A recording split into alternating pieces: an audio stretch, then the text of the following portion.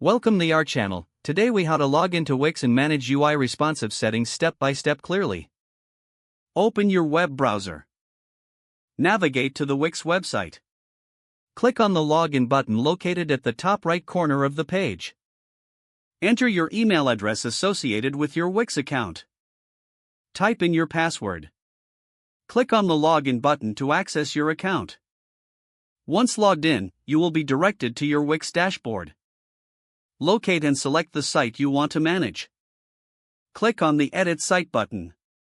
This will take you to the Wix Editor interface. On the left side panel, click on the Settings option. Scroll down and select Site Settings from the drop-down menu.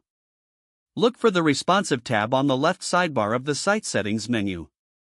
Click on the Responsive tab to access the responsive design settings. You'll see options for adjusting the layout for mobile and desktop views.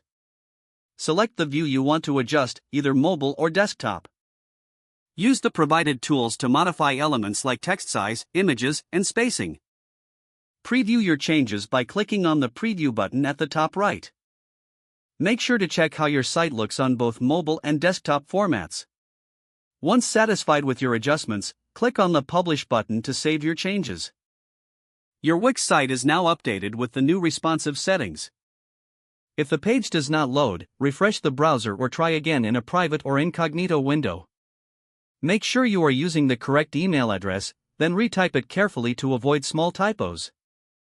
If your password is not accepted, use the Reset option and create a new strong password you can remember. Check your spam folder for verification or security emails, then complete any requested confirmation steps. Enable two-factor authentication if available to improve account security and reduce unauthorized access risk. After signing in, review your profile details so your contact information and settings are accurate and current. If you see an error message, note it down and try again after restarting your device and internet connection. Don't forget to like this video and subscribe to our channel for more step-by-step tech guides.